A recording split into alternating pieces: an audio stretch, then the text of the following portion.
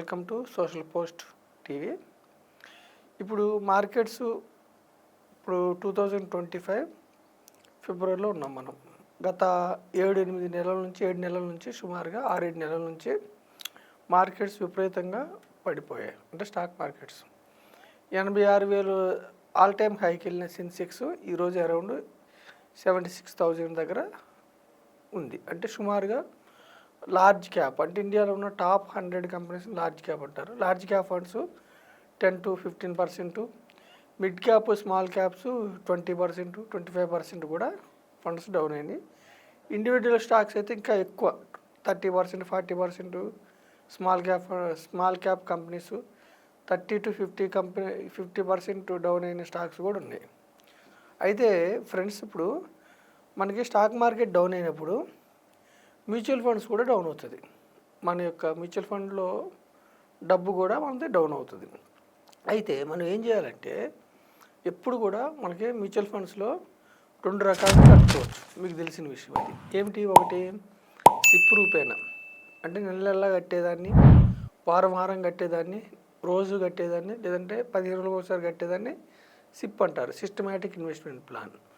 లేదంటే ఒకేసారి అంటే బ్యాంకులో ఎఫ్డి ఎలా పెడతారో ఫిక్స్డ్ డిపాజిట్, దాన్ని ఇక్కడ లంసమ్ అంటారు, దాన్ని లంసమ్ అంటారు ఇక్కడ ఒకటేసారి కట్టేదాన్ని. అయితే నెల కట్టేది చాలా ప్రాచుర్యం పొందింది. ఎందుకు పొందిందంటే నెల కట్టేది మార్కెట్స్ 86,000 ఉన్నప్పుడు మనం నెలకే ఒక 10,000 సిప్ చేస్తున్నాం అనుకోండి. మార్కెట్స్ 86,000 ఉన్నప్పుడు పెట్టాం మనం, 85,000 ఉన్నప్పుడు పెడుతున్నాము, 83,000, 82,000, 80,000 అంటే మార్కెట్స్ డౌన్ అవుతున్నప్పుడు అలా ప్రతి నెల మనం కడుతున్నాం కాబట్టి మనకి నంబర్ ఆఫ్ యూనిట్స్ ఎక్కువ వస్తాయి. అంటే షేర్స్ పెరిగినప్పుడు మనం ఫస్ట్ కట్టిన డబ్బులు పెరుగుతుంది విలువ. షేర్స్ తగ్గినప్పుడు మనం ప్రతి నెల కొనేవాళ్ళం కాబట్టి మనకి షేర్స్ వాల్యూ, లేదంటే మ్యూచువల్ ఫండ్స్లో యూనిట్స్ వాల్యూ, యూనిట్స్ రూపేనా మారుస్తారు. మ్యూచువల్ ఫండ్స్లో యావరేజ్ అవుతూ ఉంటాయి. అంటే ఎప్పుడు కూడా యావరేజ్ అవ్వటం అంటే ఏమిటి? మనం హైలో కొంటాము, పడినప్పుడు కొంటాము, డౌన్లో కొంటాము. అంటే అప్పుడు ఏమైంది, మనకి సరాసరి ప్రైస్ వస్తుంది. సిస్టమాటిక్ ఇన్వెస్ట్మెంట్ ప్లాన్లో పెద్ద అడ్వాంటేజ్ ఇది. ఓకేనా ఫ్రెండ్స్? అందువల్ల ఏమవుతుందంటే మనకి ఈక్విటీ మ్యూచువల్ ఫండ్లో ఎప్పుడు కూడా మనం ఏం చెప్తున్నాం అంటే ప్రజలకి డైవర్సిఫైడ్ ఈక్విటీ మ్యూచువల్ ఫండ్స్ తీసుకోమని చెప్తున్నాం. డైవర్సిఫైడ్ అంటే ఒకే రంగం కాకుండా 10-15-20 రంగాల్లో ఇన్వెస్ట్ చేసేది వాటిని డైవర్సిఫైడ్ అంటారు. డైవర్సిఫైడ్లో ఏంటంటే ఏదైనా సెక్టర్ పెర్ఫామ్ చేయకపోతే ఫండ్ మేనేజర్కి ఒక ఛాయిస్ ఉంటుంది, వేరే సెక్టార్లో ఇన్వెస్ట్ చేసుకుంటుంది. సో మనం ఏం చెబుతున్నామంటే సిప్పులు చేసేవాళ్ళు మార్కెట్స్ ఫాల్ అయినప్పుడు మీ యొక్క డబ్బు డౌన్ అవుతుంది. డౌన్ అయినా కానీ మీరు భయపడకుండా సిప్పులు ఎప్పుడైనా కానీ మనం ఒక లక్ష్యం కోసం పెడతాం, అంటే లాంగ్ టర్మ్ కోసం పెడతాం. రిటైర్మెంట్ కోసం కానీ, లేదంటే పిల్లల చదువుల కోసం కానీ, లేదంటే పిల్లల మ్యారేజెస్ కోసం కానీ, ఒక వెకేషన్స్కి వెళ్ళటానికి కానీ, ఒక కారు మంచి డ్రీమ్ హౌస్ కానీ, డ్రీమ్ కార్ కానీ ఒక లక్ష్యం కోసం పెట్టినప్పుడు మనం దీర్ఘకాలం ఉండాలి. ఇక్కడ మనం సిప్పుల్లో ఈక్విటీ మ్యూచువల్ ఫండ్స్లో దీర్ఘకాలం అంటే ఏమిటంటే మోర్ దాన్ 7 years ఉంటే మనకి బాగుంటుంది అనమాట. ఇప్పుడు ఎవరైతే 2005 నుంచి 2025 ఈ 20 సంవత్సరాల్లో నెల సిప్ స్టార్ట్ చేసిన వాళ్ళు నిఫ్టీ 100 అంటే large cap, Nifty mid cap అంటే 101-250 companies mid cap, Nifty small cap అంటే 251 కంపెనీస్ 500 నిఫ్టీ స్మాల్ క్యాప్, లేదంటే నిఫ్టీ మల్టీ క్యాప్ అంటే లార్జ్ క్యాప్లో 50, 25 మిడ్ క్యాప్, 25 స్మాల్ క్యాప్. ఈ 4 ఇండెక్స్లో పెట్టిన వాళ్ళకి 7 years పెడితే యావరేజ్ రిటర్న్స్ మోర్ దాన్ 12% వచ్చినాయి. ఎవరైతే నిఫ్టీ లార్జ్ క్యాప్లో 2005 నుంచి ఏ మంత్లోనే మీరు స్టార్ట్ చేయండి 7 years ఉన్నారో వాళ్ళకి 155 అబ్జర్వేషన్స్ మనం చేస్తే కేవలం ఒక్కసారి నెగిటివ్ రిటర్న్ వచ్చింది. అలాగే మల్టీ క్యాప్లో కూడా 2005 నుంచి ఇప్పటి వరకు ఏ సంవత్సరంలో మీరు స్టార్ట్ చేయండి కనీసం 7 years ఉంటే కేవలం ఒక్కసారి మాత్రమే నెగిటివ్ రిటర్న్ వచ్చింది. 154 సందర్భాల్లో పాజిటివ్ రిటర్న్ వచ్చింది. ఆ నెగిటివ్ కూడా ఎంతంటే 0.5, అంటే కొంచెం 1% కంటే కొంచెం తక్కువ. మిడ్ క్యాప్లో అయితే ఎవరైతే 2005 నుంచి ఇప్పటి వరకు 7 years సిప్ రూపేనా కట్టారో వాళ్ళకి నెగిటివ్ రిటర్న్స్ లేదు, పైగా ఆన్ అండ్ యావరేజ్ 15% ఇచ్చింది. లార్జ్ క్యాప్ మల్టీ క్యాప్లో 12-13% వచ్చింది. స్మాల్ క్యాప్లో కూడా 13% వచ్చింది. కానీ స్మాల్ క్యాప్లో ఎవరైతే 7 ఇయర్స్ 2005 నుంచి ఇప్పటివరకు ఏ ఇయర్లోనూ స్టార్ట్ చేయండి, ఏ మంత్లోనూ స్టార్ట్ చేయండి, స్మాల్ క్యాప్ ఇండెక్స్లో స్టార్ట్ చేస్తే 7 ఇయర్స్ ఉంటే వారికి అరౌండ్ 9 టైమ్స్ నెగిటివ్, అంటే స్మాల్ క్యాప్లో 7 ఇయర్స్ ఉంటే కూడా నెగిటివ్ రిటర్న్స్ వచ్చే అవకాశం ఉంది.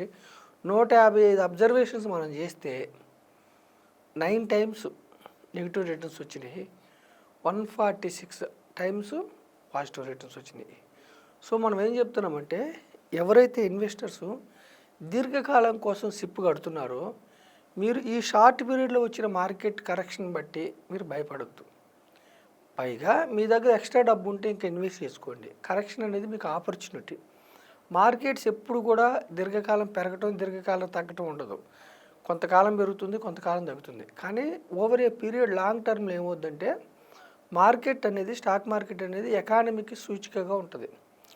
మన భారతదేశ ఎకానమీకి సూచిక, మన పారిశ్రామిక వృద్ధికి సూచిక, మన యొక్క జీడిపి గ్రోత్ని బట్టి ఈక్విటీస్ గ్రోత్ ఉంటుంది.